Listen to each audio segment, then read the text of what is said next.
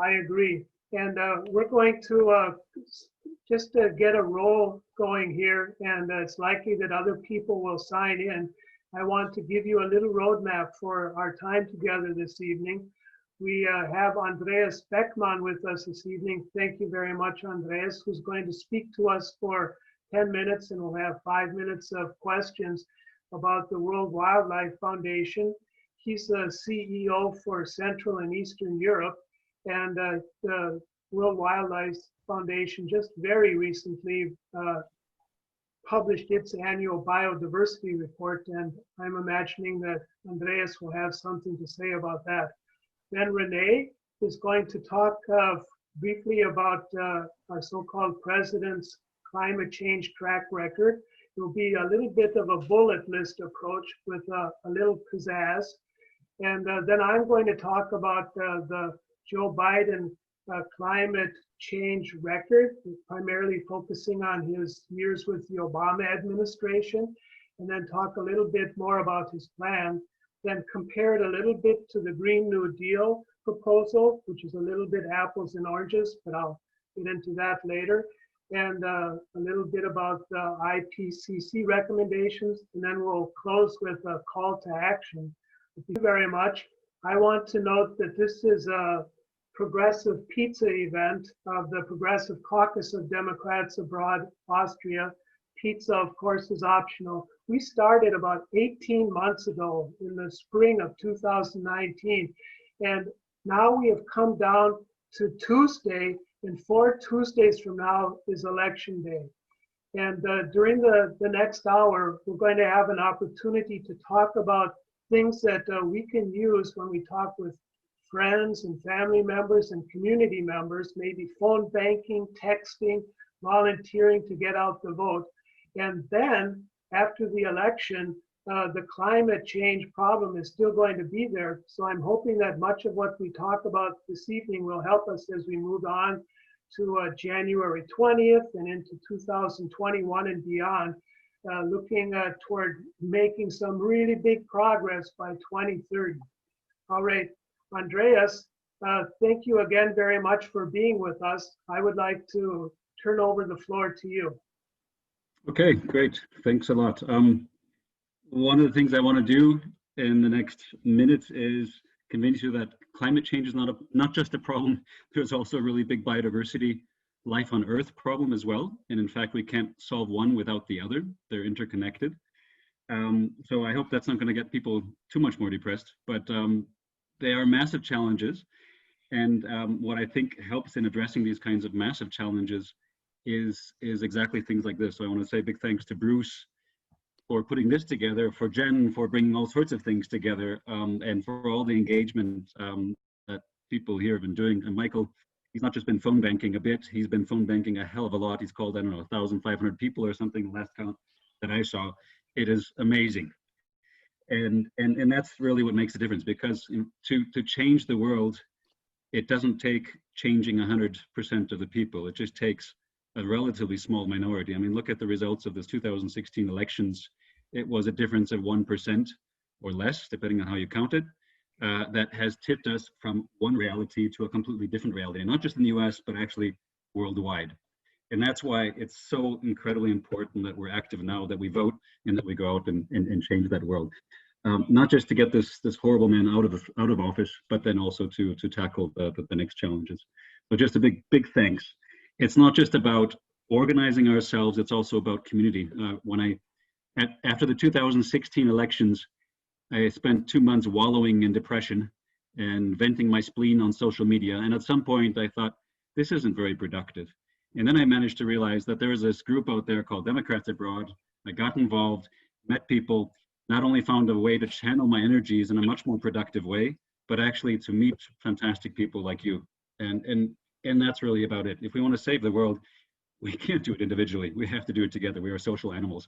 And it not only is more effective that way, it's a hell of a lot more fun. So that's been one of the kind of, amidst all the horrible situation with the Trump administration over the last 4 years, and I can go on for a long time about that, the silver lining has been that it has helped me connect with a lot of great people, and big thanks for that. So Bruce asked me to touch on the Living Planet report, which WWF puts out every 2 years. It's basically a health check of the planet. I will share my screen because I've got some slides that will help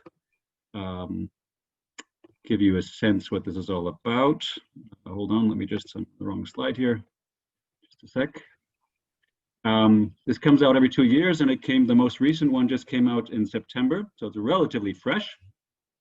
Unfortunately, it doesn't say anything hugely different than previous reports. In fact, it's getting worse. Hold on, I'm just trying to share my screen. Can you see my screen? Yes. Yes, okay. And it basically says there's it's an SOS for nature. Maybe the cliff notes is basically that biodiversity as we know it today is fundamental to life on Earth, and the evidence captured in this report, but also other reports, is that we are destroying that nature at an unprecedented rate. If we look at key results in the last 40 years, we have lost 68% of the wildlife populations on this planet. I'm 52 years old now. That's less than my lifetime. 40 years, we've lost 68. I mean, just think about that. 2/3 of life on this planet has been wiped out in the last 40 years.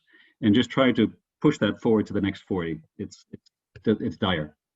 If we look across the different parts of the planet where that is, it's not so bad where we're living here in Europe. If you look on the blue there, North America, it's downward, but it's not dire.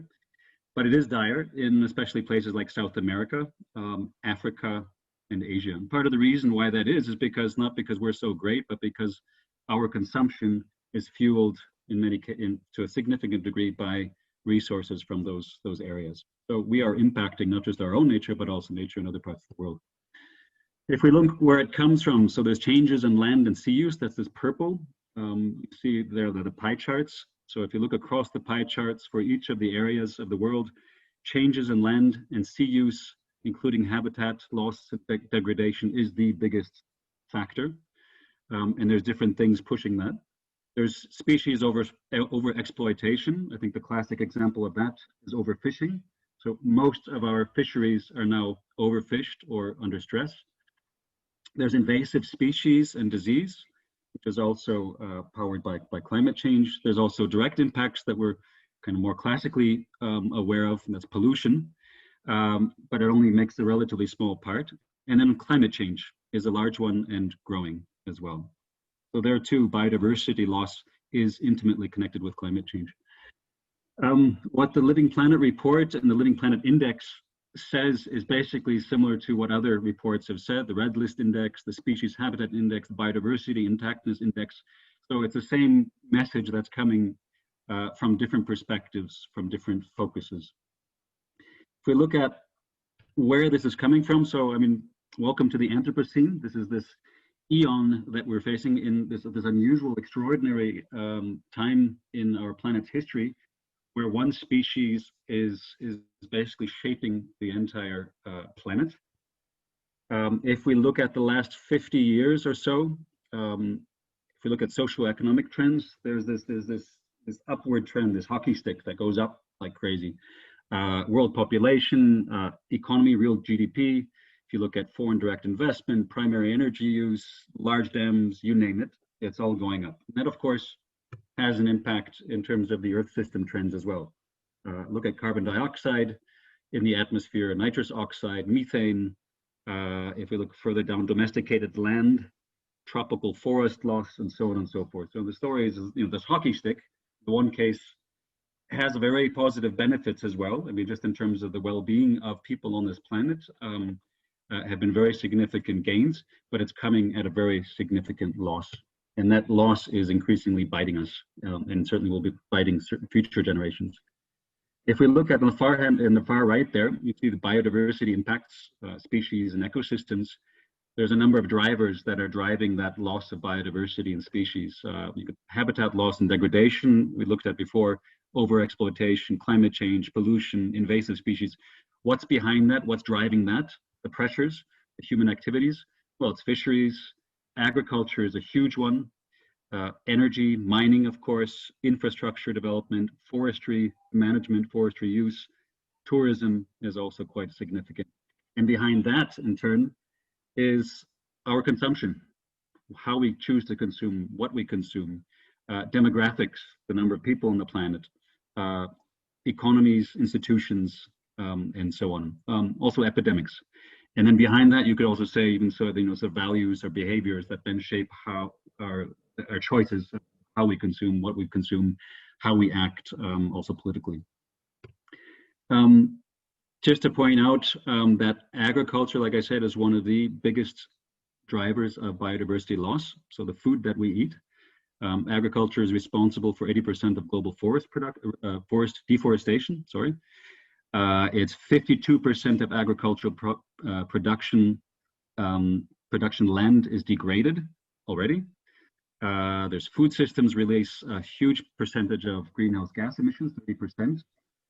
It's a huge consumer of water, 70%, and so on and so forth. So what you put into your belly, what you put into your fridge, really makes a big difference, not only when it's there and how you use it, but then also before that. So that's kind of one headline, one thing that is in all of our hands that we can help address this.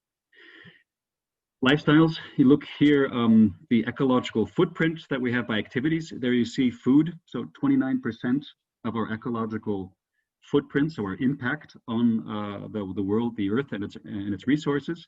30% comes from food, about 25% comes from housing, 15% comes from personal transportation, 14% from goods, and then 17% from services. So, more than half is between food and housing. And then if you look at the ecological footprint by land use, you can see cropland there. The biggest one is carbon footprint. So again, this connection to climate change.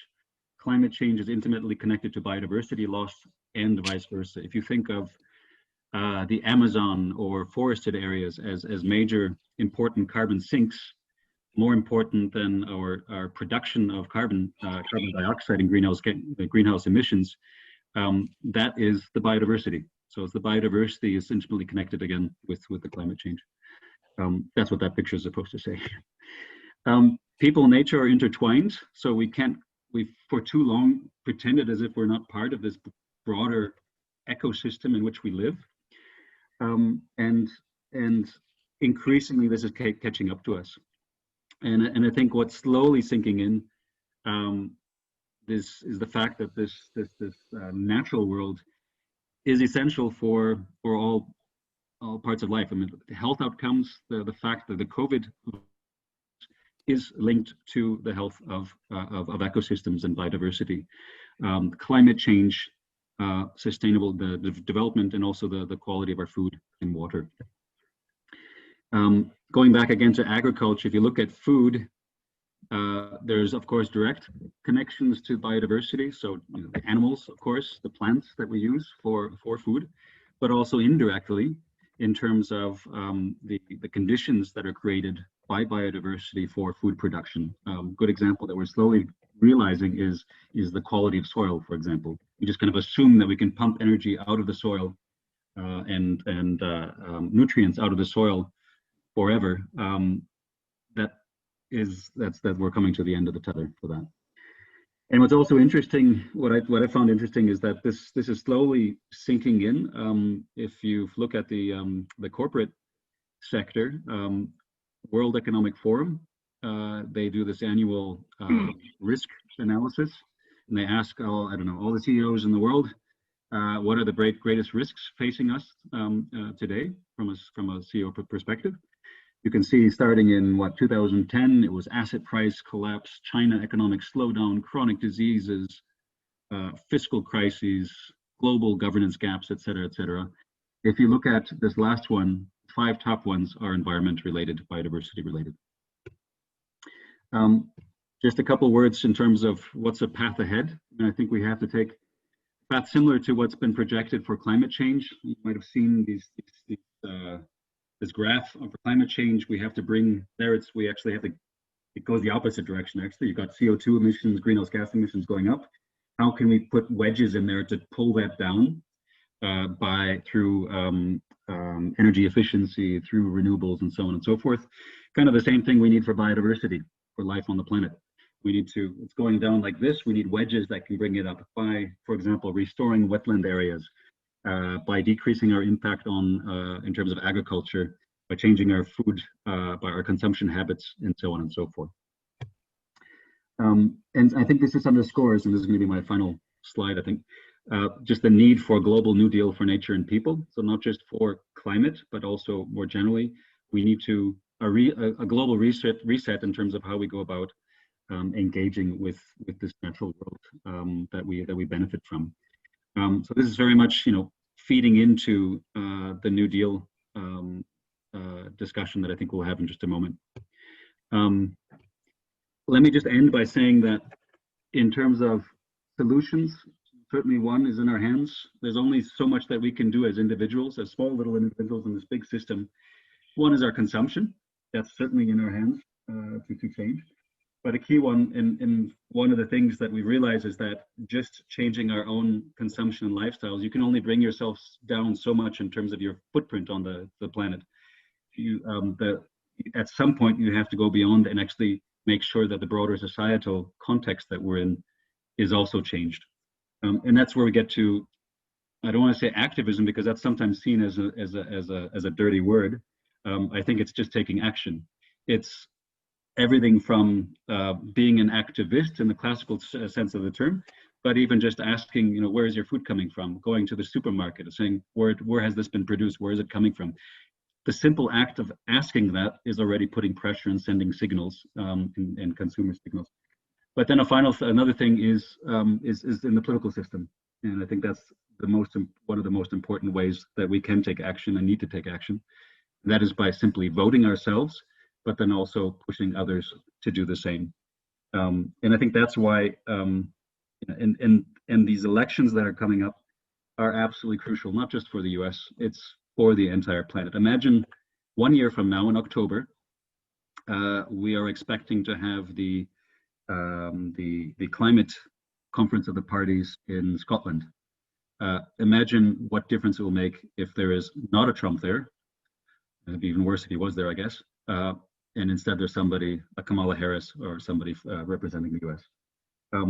Imagine what it will be like on the Convention of Biological Diversity, which will be happening, I think the Conference of the Parties will be in China in May. We need action there. It's certainly not going to happen under a Trump presidency. So it's absolutely crucial, and I feel it in my work on a daily basis. I work in Ukraine, I work in Slovakia, I work in Hungary, Romania, Bulgaria, Czech Republic, Moldova, and the signals that come from the US politics, from the White House, directly and indirectly, really shape the context there. You've been following, I think, you know, the whole Ukraine situation. That's one part of it. But then another one is like in Ukraine, USAID projects cannot include the word climate change. You can't make any explicit reference to climate change. So the USAID officers and those people, you know, developing projects for them are basically, and at the same time, it's a fundamental issue. You have to address it. So you know, they're looking for all kinds of euphemisms for bringing this in. Something as that. So I think it's really a stark choice between a highway to hell and a bridge to hope. Biden is not my dream candidate, but it is under the circumstances, I think it's absolutely crucial. First, that we get rid of Trump, and I have some, and I've been impressed by what I've seen coming out of the Biden team, and I'm looking forward to learning a bit more about that from you in just a moment. It is going to give us the possibility to build things back. And again, it doesn't take. We don't have to convince everybody in the U.S. of this. It's a relatively smaller percentage. That said, it's not going to be just the election that will be then suddenly change everything. I think the bigger challenge will be to engage with a large part of the U.S. population that just doesn't get it, and find a way how we can heal and come together at least to a situation where we can solve these awesome problems together. Because the real problem is not about taking a knee or waving a flag. It's really about the future of our civilization on this planet when it really comes down to it. So thanks a lot. Andreas, thank you very much for what is a very compelling wake-up call for us. It isn't the first wake-up call. Some will claim that there were others who started this decades ago, but Andreas makes it very clear that it's now high noon or the 11th hour, and it's time for transformational change. That is the reality of the situation in which we find ourselves. I'm going to recommend, with an eye on the clock, that we ask questions a little later when we've had the chance to learn what Biden proposes. But before that, I'm going to ask Renee to give us a kind of bullet point synopsis of what our so-called president has done during the last 4 years. Renee, could you share your screen with us? I hope so. Let me get there. Can you see that? Yes, we can. Okay. The source for this climate change record, if you want to, it has been a dramatically changing climate under Donald Trump. He has successfully more or less undone all the positive things that the Obama administration did, although his the last thing with regard to methane gas is still in the courts, so that hasn't completely been removed. But let's start with the beginning, which he very early proclaimed the Paris Climate Change Accord, the Climate Accord. He said right away he was withdrawing from, and then that was in 2019 announced by Secretary of State Pompeo. And I think this is really ironic that it will become effective November 4th, the day after the election, unless it can be stopped again by the Biden administration, which I think will be hopefully one of the first things the Biden administration does. The next point is the fossil fuel lobbyist, and EPA and Department of Interior appointments. So we right now have in our alleged Environmental Protection Agency a coal lobbyist, and in the Department of the Interior, energy and oil lobbyist, which has left us with protected lands we're allowed to now dig for oil in some of those places, and all of the protections, all of the government regulation for coal and energy and fossil fuel has now been removed. So it's just a disaster in that regard. And by the way, I want to interject here. This isn't on this climate change record, but I was reading an interview with Bill McKibben, who wrote a book last year called, oh my gosh, Falter, F-A-L-T-E-R.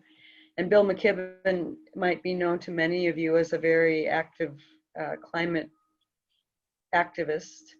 And he, in this interview, mentioned how in 1983, Exxon, which was at that time one of the wealthiest corporations in the world, and from oil, obviously, had their own scientists along with other well-known scientists in the world working on the question, to what extent does fossil fuel affect the climate? And these scientists came out with the very bad news for Exxon, saying, yeah, it really does have a big effect. And at that time, it was called the greenhouse effect. We don't use that term very much anymore, but this was 1983. And then in 1988, there were the rest of the scientists that were asked to speak in front of the Congress and more or less confirmed what Exxon had already said. And instead of Exxon saying, yeah, our scientists confirmed that, and we are now moving toward an alternative method of energy production, alternative energy, that money that Exxon and some of the other oil companies and fuel companies had has been spent since that time, 1983. What is that? Almost 40 years now, over 40 years, on misinformation and essentially a snow job for the people of the world, but particularly in the United States, where you have doubters and science doubters, and it's really it's horrible, a Schande, as they would say in German. So I just wanted to use that point to interject that since 1983, even the scientists of Exxon have known the dramatic effect of fossil fuel use. The next point for Donald Trump's climate change record: censorship of climate science information. So the good scientists who are putting forth still these things, the EPA scientists and employee public communication, has been halted. Climate change, as was just mentioned by Andreas, has been purged from government reports. Number 4, the rollback of at least 150 major EPA regulations. So again, that has happened in this Trump administration, 150 EPA regulations. Federal agencies are to eliminate all rules that restrict US energy production, so we can just have at it with fossil fuel. Stop gathering data about methane gas leaks, just ignore the problem, which this is a pattern of the Trump administration, whether we're talking about the science related to energy or the science related to SARS-CoV-2. It's just, if you close your eyes, then what you don't see doesn't happen. The opening of public lands to commercial drilling, the Grand Staircase Escalante and Bears Ears National Monuments in southern Utah, 2 million acres, and the Arctic National Wildlife Refuge, 19 million acres, have been opened to commercial drilling. And number 6 is the federal subsidies for fossil fuel industry. All of the above is actually a program. So even in the Obama administration, there was a reluctance to stop subsidies for the fossil fuel, and they were still wanted to subsidize fossil fuel along with some of the other new energy, solar and wind. And the second is the Environment and Energy Study Institute estimates a 20 billion subsidies annually. So those are 6 points of the Trump administration. And I'm going to add the link to this document so you can really read more in depth, which I recommend if you have time, or I would recommend making time so that you can pull your own bullets out from this article. So that's the end of my sharing. How can I fix it so that I stop sharing? At the top of your screen, you may see something that says stop. Stop share. Okay. There you go. Thank you very much, Renee. It's somewhat ambivalent feelings that I have about thanking you for pointing out all that has gone wrong during the last 4 years. But it's absolutely necessary that we understand just how bad it has been and how far down the wrong path we have gone. And I also want to ask, Renee said that she's going to drop the link to that document into the chat box. I'd also like to ask Andreas if he might be willing to share his slides with us. If there's something that he can put in the chat box, that would be great. Otherwise, perhaps we could talk later about how we could share the information, which was really, really excellent. All right, I'm going to continue now with the Biden climate change record and his plan for his administration. And I'm not going to play this video right now, but he has given a 4-minute speech which highlights the main points of his plan. And before going into that, I'm going to scroll up a little bit here. and talk about Joe Biden as vice president in the Obama administration. And it was in December of 2015 that the United States joined the Paris Climate Accords. And it is true that the withdrawal takes official effect on November 4th, 2020. You could, of course, claim that the United States withdrew a long time ago when you look at everything that Trump has done. But it's possible that in January of 2021, we would get back on course. So I'm going to go quickly through what the Obama-Biden administration did. They, of course, for their EPA and Department of Interior appointments, had Gina McCarthy was the second EPA head, and she was an environmental health and air quality expert. That just makes sense. And in the Department of Interior, the second nominee was Sally Jewell, who was a proven environmental activist. So she was a CEO of a leading sports equipment company. Then, of course, the Obama-Biden administration, logically, they relied on scientists and employee public communication.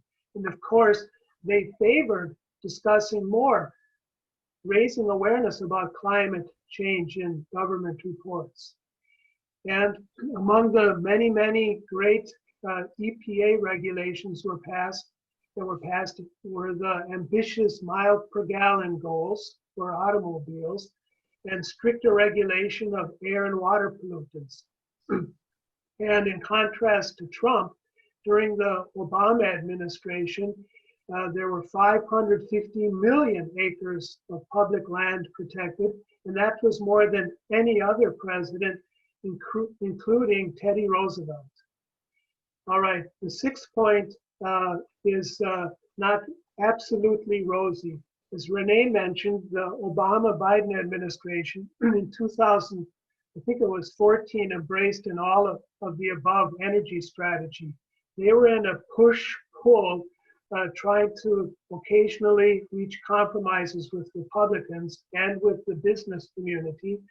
And in the process of creating this energy strategy, they allowed fracking and natural gas production via that means, and continued with some reliance on coal and other fossil fuel energy productions. And that led, actually during the Obama-Biden period, to a 45% increase in fossil fuel subsidies.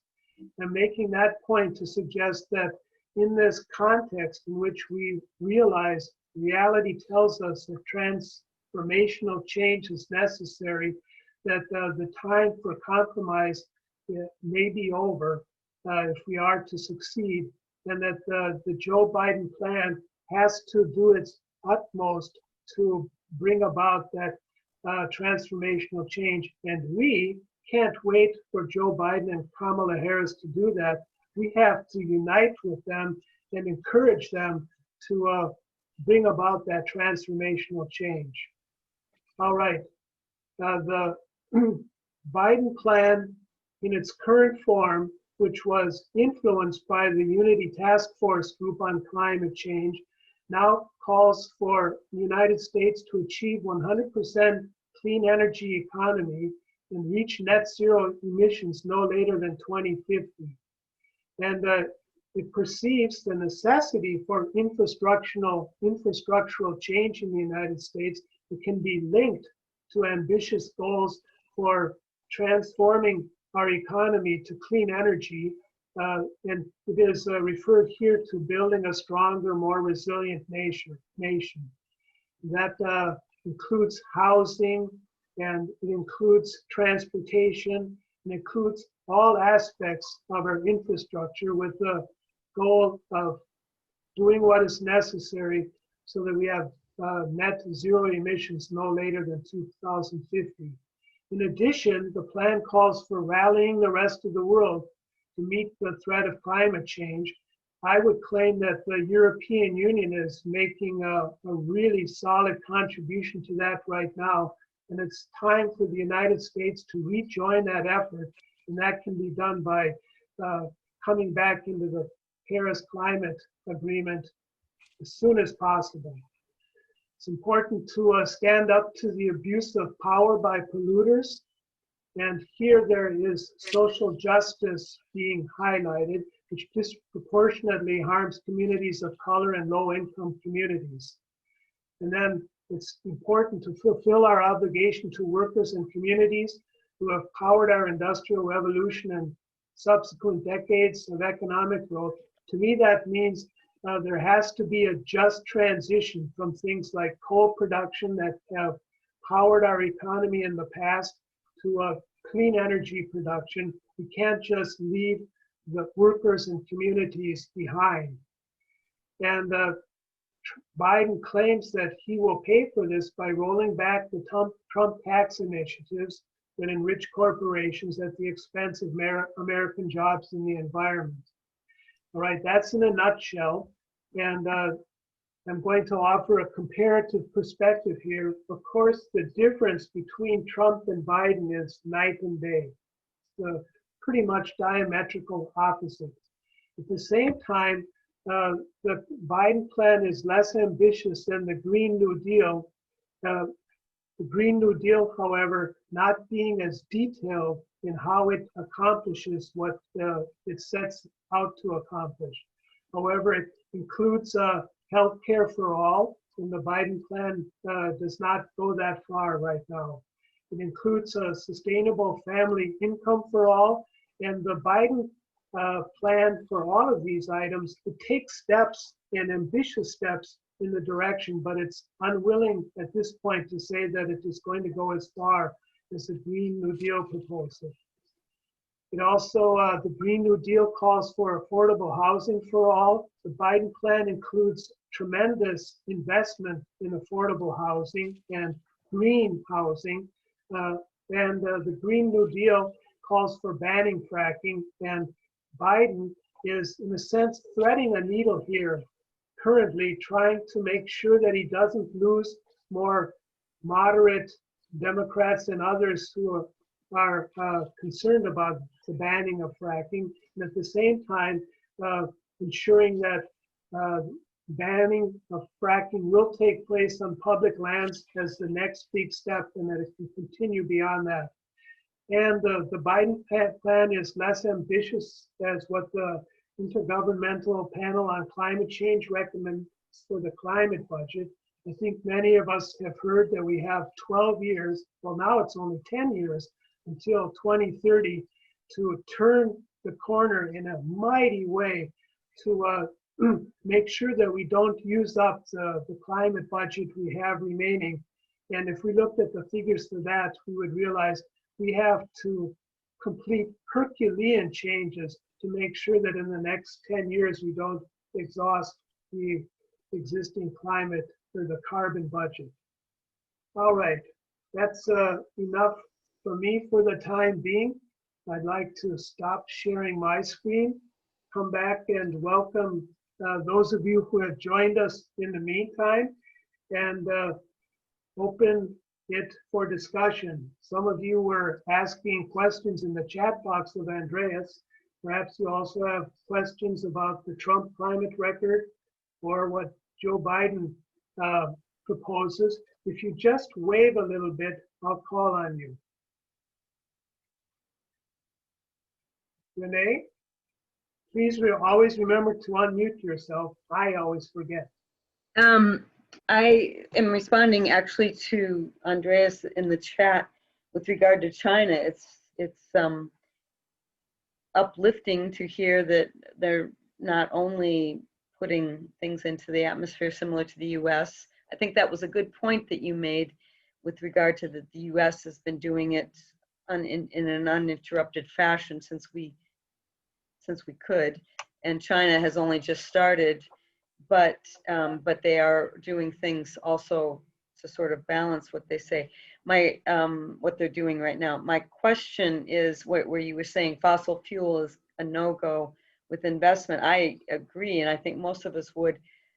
But the interesting thing is that it doesn't that message does not seem to get through in the United States, particularly with the fossil fuel. I mean, it's really, the fossil fuel industry just is trying to wring every last drop of oil from wherever they can. And a good example of that is this desire to be energy independent, but at what cost for that, for our particular nation, not to mention the world. And I'm just curious how we could make that message a little more clear, because people don't believe.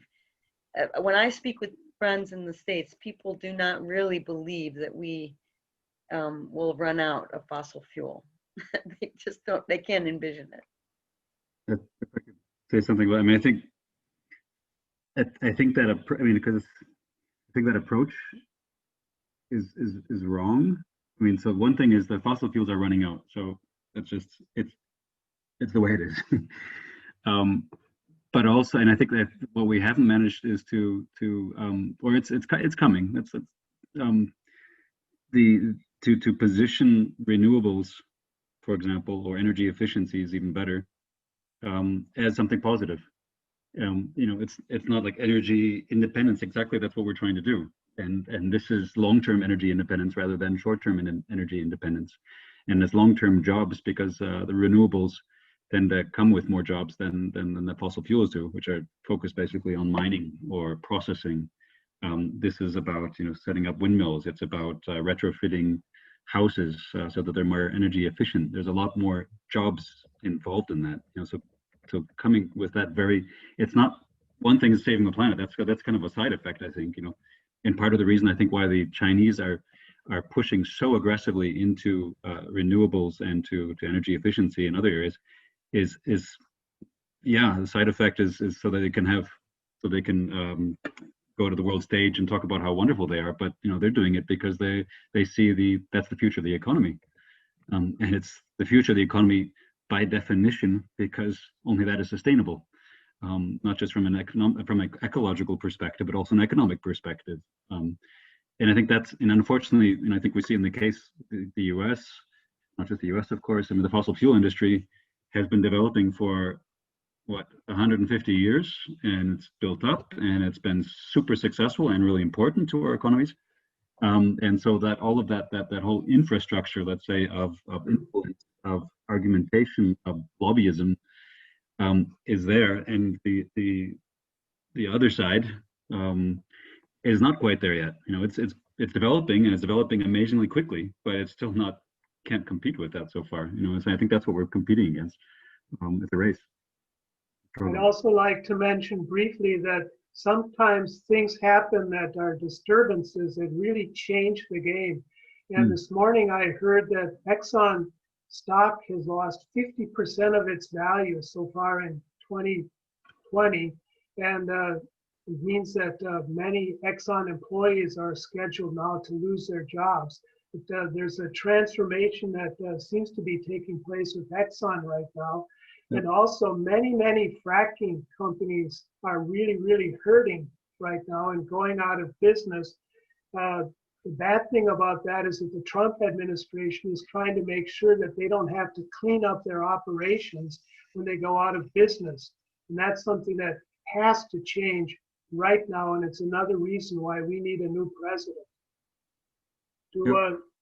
Can I see other hands? People would like to ask a question or perhaps make a comment. Tanya, please unmute yourself. Hi, sorry, I was unable to join on time, but I was at a talk about, I don't know, half a year ago with Austrian former Green politician Christoph Korher, and he was talking about how obviously the best thing to do is for emissions is to build up cities, concentrate people, public transport, all of this. And it says, obviously, you can't do this on the countryside. People need cars, tractors, what have you, and these are very inefficient, of course. And he says, however, there's so much that can be done in terms of, like, as what Andrea said, retrofitting houses and saving energy in this way, he says, could make enormous strides towards meeting our goals. And I was just wondering, since I came in a little late, Is that specifically addressed in the Biden climate plan? Like, for example, as sort of a rural, not just helping us get to our goals, but also to help the people with jobs and help the economy there? Because our time is limited this evening, I want to mention that I did put the link to the Biden document in the chat now. And that document includes links to the Biden plan and the other sources. So if you use that document, then boom, it'll open up and you can see a lot more detail. I'd also like to ask Georg Fischer, who said that he just came from another meeting today, if he would like to. It's sort of spontaneous. Maybe he would prefer not to, just to say what the European Union with its Green Deal is proposing right now.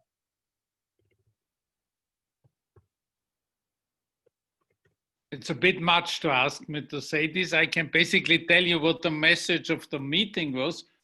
The message of the meeting was more concern. I mean, there is considerable concern in the European Union that the rapid greening that our Green Deal requires might have problematic employment and social impacts. And I would say the main message of this seminar is to say this is not necessarily true. There is plenty of evidence that there are all sorts of greening and improving social sustainability and employment, but it would be wrong to totally deny the question. Simply to say it's all a positive game and we can only gain if we, so the example was basically how, just one example was how to design green taxes. And there the main solution offered, which I find very convincing, is basically to say, yes, we cannot deny that a certain type of green taxation will have impacts on the vulnerable people because they are, for example, heating is a considerable amount of their income, of their spending, but there are ways to compensate or even to overcompensate. So I think this was basically the main message of this meeting. I mean, the meeting was not about greening in itself. So yes, I mean, this is basically what I can say. Thank you, Georg, very much for doing that rather spontaneously. I'd like to ask if anyone else would like to raise a hand and ask a question or make a comment. Bruce, please unmute yourself. Okay, here we go.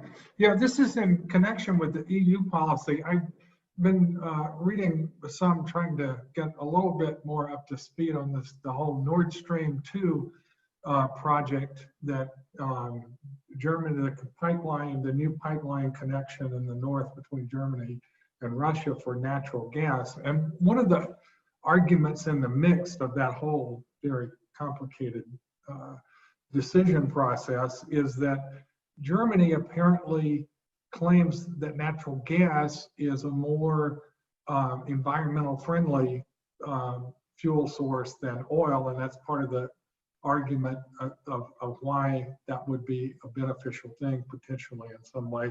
On the other hand, I just saw today somebody talking about how the production of liquid natural gas also is particularly heavy on emitting methane gas into the atmosphere. So my question is, if anybody has any insight on this, how substantial is that argument that liquid natural gas is a preferable alternative to in the process of transferring to renewables? Andreas, would you like to say anything about that? I can't say anything well-founded about that. I mean, my understanding is that that natural gas is preferable in terms of, let's say, carbon footprint to oil and other forms, certainly coal. That said, it's still a fossil fuel, of course. So A lot of the projections, some of the projections, they do look at taking natural gas as a bridge towards to cover our energy needs, because of course we can't ramp up immediately to covering all of our energy needs from renewables or from energy efficiency. So in most of the projections that I've seen, there has been a role for natural gas, yes. But how it is exactly, I don't know. Mhm.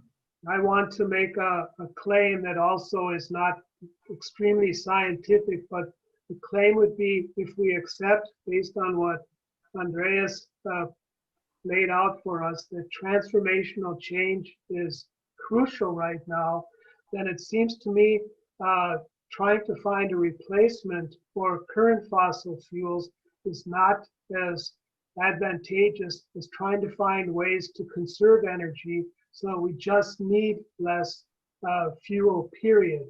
And I have this sneaking suspicion that some who talk about natural gas are the Rex Tillersons and people from Oklahoma and Arkansas who are, just as they have been for the last 40 years, looking for continued ways to maximize profit with business as usual. That's not extremely scientific. If you want to read a book about how that narrative developed over the last 40 years, Renee gave one to me a couple months ago called Blowout by Rachel Maddow. And there are really excellent, well-researched examples of how that narrative has been used against combating climate change for the last several decades. All right, perhaps a last raise of the hand from someone who would like to ask a question or comment. Can I ask a question? Certainly. One of the thing that it keeps on, there's a tension for me, or the thing that keeps on getting me is, on the one hand, the need for fast change, for transformational change, for moving forward quickly. Just, I don't know, for me it's obvious on the one hand, but at the same time, the need to take people along with us. And and that comes down to very practical things like voting for Biden or voting for AOC or somebody else. And I know I come from the Midwest. I grew up in Minnesota. I vote in Michigan. If I go too fast, the people won't go along with me. And there's no point in, I would prefer, as Alexandra Ocasio-Cortez said, in most other countries, she wouldn't be in the same party as many people like Biden or others. And I would be the same. I would be voting for a Green Party or something. That said, if I vote for a Green Party in the US, it's a thrown out vote under the circumstances that we have, a two-party system and so on and so forth. So there is no other option in that case. I'm very pragmatic about that, and I hope it at least is a bridge and gives us more time to then, and possibilities to do it. But it's a basic tension that I feel, and I'm sure all of you to a certain extent feel as well. And I'd just be interested if you have any insights on dealing with that tension. I'll start by saying this morning I was listening to Austrian radio where we have the Science Busters. And they were talking precisely about bringing people along with climate change. And they were talking about being playful, creative, and also not too much end of the world oriented with the stories we tell. And one of the first things they went to was claiming that, gosh, we have to do something because we love beer and we love wine. And if we want to save those, then we have to do something. Otherwise, we're not going to have our beer anymore. And, wine could be a thing of the past.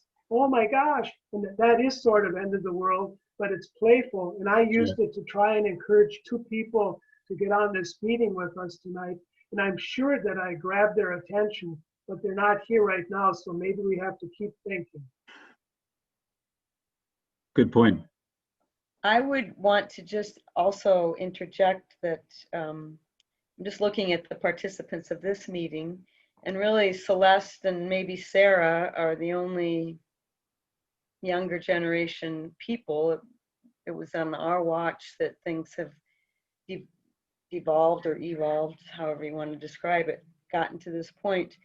And I do feel when I've marched with the Fridays for the Future groups and just have talked with other people younger, our son and his friends, but others.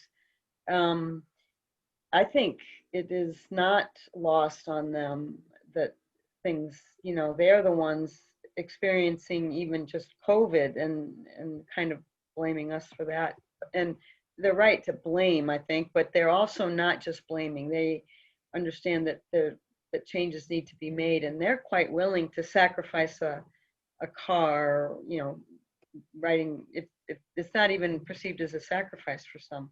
You know, let's just take public. It makes, if you live in a city, it makes more sense, and you know, I don't have to worry about drinking and driving, that kind of thing. That's their rationale at this point if they're young. But I do think that bridging is still necessary for our generation. We're still voting, and but we're a shrinking population because by virtue of natural select, you know, we're dying off. And so hopefully the young people will be able to come on strong and take over. But maybe Celeste and Sarah have something more to say about that. I'm not sure.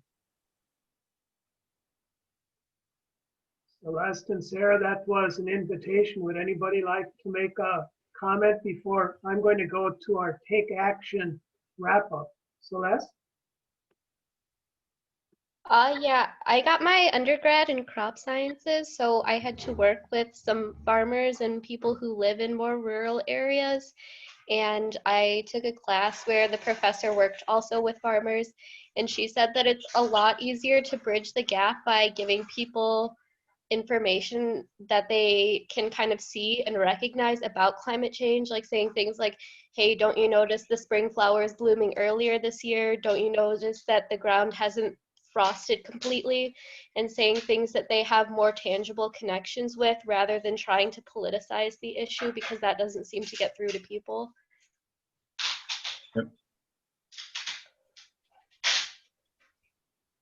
We've talked a little bit about some things that have made me think about the action recommendations I want to make. I also want to say that if we're hopeful, it seems to me that means that hope is not a state of mind, but it's a state of action. And there is right now a DNC Environment and Climate Crisis Council that is doing really, really good work. It's led by a woman from Michigan, whose name is Michelle Dietrich, and she was a campaign leader for Bernie Sanders in 2019 and 2020. And she also has been influencing the Democratic National Committee approach. She's been pushing, and I recommend, you can see there a link, and it's in the document I put in the chat. We're taking action with the DNC Council. Then, of course, the Sunrise Movement is a movement of and by and for young people, but for all of us. And they have a really solid campaign going on right now to get out the vote, but also beyond November, moving forward. And if you want to get in touch with people who are young, innovative, creative, and full of drive, the Sunrise Movement is for you. And I also want to mention that while they have phone banking and also texting activities going on right now, but events and anything you can imagine, there are also organizations that are focusing more on letter writing. And I too have been writing letters for the Sierra Club. And just think of this, they have solicited the interest of people to write letters in 25 letter batches, and they're up to 1 million. And they sent out a new goal now. Their goal was 1 million, and now they're at 1.1 million. And the letters that I have written are supposed to be sent around the 20th of October. I'm going to send them a little earlier because I'm in the European Union. But I recommend taking a look at the DNC Environment and Climate Crisis Council, Sunrise Movement, and the Sierra Club letter campaign. Those are the three I'm highlighting this evening. And as I said, the links are in the chat box link that I have for the Joe Biden document. Would anybody else like to put in a plug for some kind of action as we move forward? Andreas? I think the fact is that 7% of Americans abroad vote, and we just need to we don't need to spend time trying to convince Trumpists. I've tried, and it's a waste of time. We just need to get people who think that are sane, in my opinion, just get them to actually vote and to facilitate that. That's why I think it's so super important work that many people here have done, especially you, Michael. And I think that is that. I mean, just getting people to vote at this point, and then let's take then the next steps after that in terms of actually making sure, hopefully with the new administration, we can then actually take the next steps. But that has to be the focus right now, I think. And there, I think the really important thing is that in some states, they do have to mail their ballots, like mine. And now we're running against time. I got a piece of mail in the summer from my dad from Minnesota. It took 6 weeks to arrive. It's already too late. So, now is really the time to push. Fortunately, most people, almost everybody that I've been talking to have already voted. So fantastic. And that's a big thanks again to Michael and to Jen and to you, Tanya, and all these people that have been doing this in the past month. Fantastic. That's my biggest plug. Thank you, Andreas. I also want to mention that here we are in Austria, and we are people who understand what is happening here. And it seems to me a good idea that we communicate what is happening here with combating climate change, also unite with people here, and participate in Fridays for Future, and try to look for ways to move the Green Deal in Europe forward and link it with the Biden plan that he will implement when he becomes president. And try not to rest, because remember, in addition to everything else, we have to save the beer. We have to save the wine.